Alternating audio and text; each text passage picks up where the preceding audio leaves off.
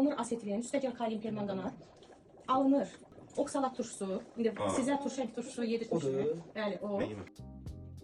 Doymamışlar kalium permanganatı rəngsizləşdirir, doymuşlar isə rəngsizləşdirir. Burada asetilin alınır. Asetilin doymamış karbohidratdır.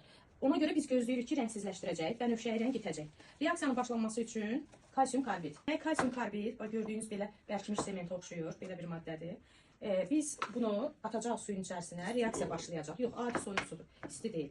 Kalsium karbidi suyun içine atan kimi reaksiya başlayacaq. Həm kalsium hidroksid alınacaq, bir də qaz alınacaq. Həmin qazı yönləndirəcək kalium permanganat olan qaba. Aliyə hansı reaksiya gedəcək deyə görüm. Ay sağ ol. 2 maddə alınır. Kalsium hidroksid və silik H2. Hər ikisinin təyinini göstərəcəm sizə. Kalsium hidroksid alındığını müəyyən etmək üçün suyun içərisinə biraz fenolftaleini əlavə edirəm. At sülfü, kalsium karbidi götür, at bunun içərisinə.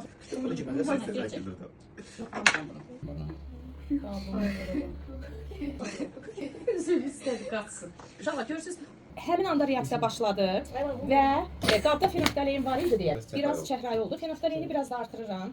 Qələmi mühitinin alındığını görmək üçün. Baxın, orada kalsium hidroksid alındı və asetilin qazı çıxır. Alınan asetilin qazını al, yönləndiririk kalium permanganat olan qabın içərisinə. Baxın, indi rənginə fikir verin, getdikcə rəngi dəyişir.